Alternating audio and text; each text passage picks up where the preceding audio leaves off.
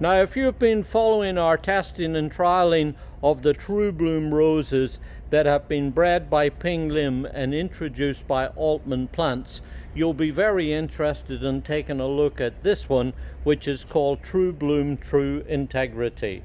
For here's another one in the range that we've been working with. What's interesting about this plant is that it only grows about 3 foot tall, a very compact grower. It seems to spread out wider rather than tall, and I would say that this will probably wind up at about a 4 foot spread across the center. As you see, like the other varieties, it's got lots of dark green glossy foliage that stands up very well to rose diseases.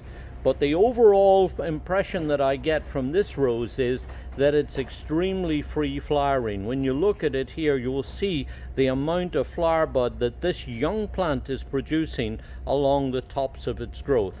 They tend to come out in clusters, and then as they open, you will see that the flower buds have a kind of flattish appearance, a very delicate shade of coral pink, and then as the flowers begin to unfold, you will see that towards the center of the flower they show this bright coral pink coloring. But then as the petals unfold further, you'll see that they reveal this really exquisite coloring that has a very gentle soft pink. It also has not a strong but pleasant fragrance. And then as the flowers open fully, you'll see that they almost begin to take on a kind of quartered effect like an old-fashioned rose. But all the time remember that this is on a small compact plant.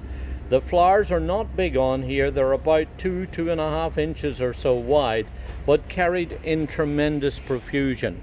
The other comment I would make about growing this plant if you have it in your garden is that it probably would benefit from going through and deadheading. That's removing the old flower heads. That will help to keep it lush and fresh looking, and of course keep a whole transition of new flower buds pushing up through on the growth through the rest of the growing season. This is Rose True Bloom True Integrity.